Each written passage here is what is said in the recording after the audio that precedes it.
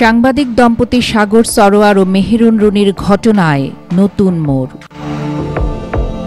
এবার আওয়ামী লীগ আমলের বেশ প্রভাবশালী ও বর্তমানে ২৪-এর গণ আন্দোলন বিরোধী প্ররোচনা দেয়ার মামলায় অভিযুক্ত হয়ে কারাগারে থাকা টেলিভিশন সাংবাদিক ফারজানা রূপাকে জিজ্ঞাসাবাদ করতে চায় এই মামলার তদন্তকারী সংস্থা। এরই মধ্যে মামলার তদন্তের স্বার্থে কারাগারে থাকা রূপাকে জিজ্ঞাসাবাদের অনুমতি দিয়েছেন আদালত। ১১ মার্চ আদালতে শেরেবাংলা নগর থানার সাধারণ নিবন্ধন শাখার সূত্রে জানা যায়, মামলার তদন্ত কর্মকর্তা পিবিআই-এর অতিরিক্ত পুলিশ সুপার আজিজুল হক সম্প্রতি তাদের জিজ্ঞাসাবাদের জন্য ঢাকার চিফ মেট্রোপলিটন ম্যাজিস্ট্রেট আদালতে আবেদন করেন।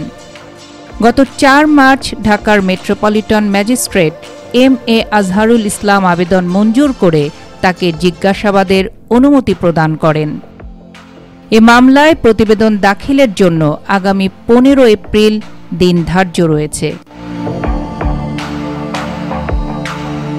আবেদনে বলা হয়েছে, সাংবাদিক দম্পতি সাগর রুনির ওই ঘটনার সময় ফারজানা রূপা এটিএন বাংলা টেলিভিশনের রিপোর্টার হিসেবে কর্মরত ছিলেন।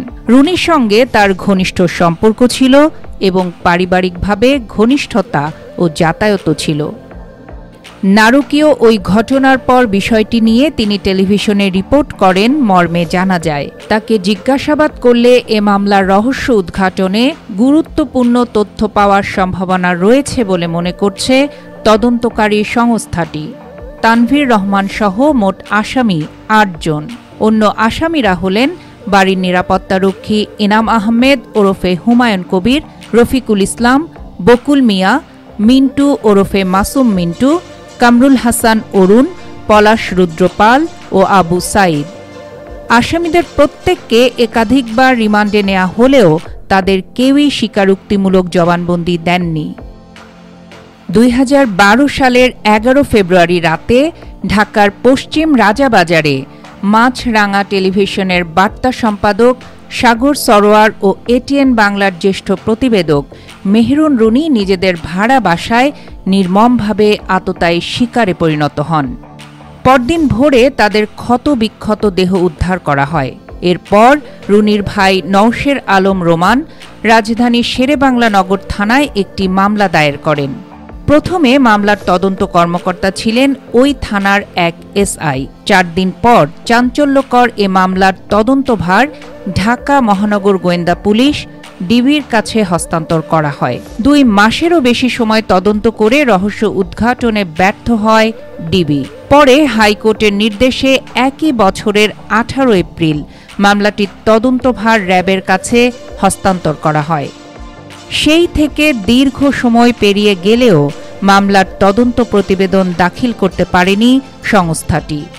এদিকে গত বছরের ৩০ সেপ্টেম্বর এ হত্যা মামলার তদন্তের দায়িত্ব র্যাব থেকে সরিয়ে স্বরাষ্ট্র মন্ত্রণালয়ের মাধ্যমে গঠিত একটি উচ্চ ক্ষমতাসম্পন্ন টাস্ক ফোর্সের মাধ্যমে তদন্তের নির্দেশ দেন হাইকোর্ট।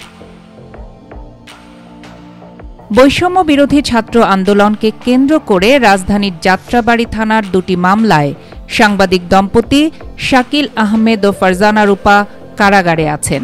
রাজনৈতিক পট পরিবর্তনের পর আরও বেশ কিছু মামলায় তাদের আসামি করা হয়েছে।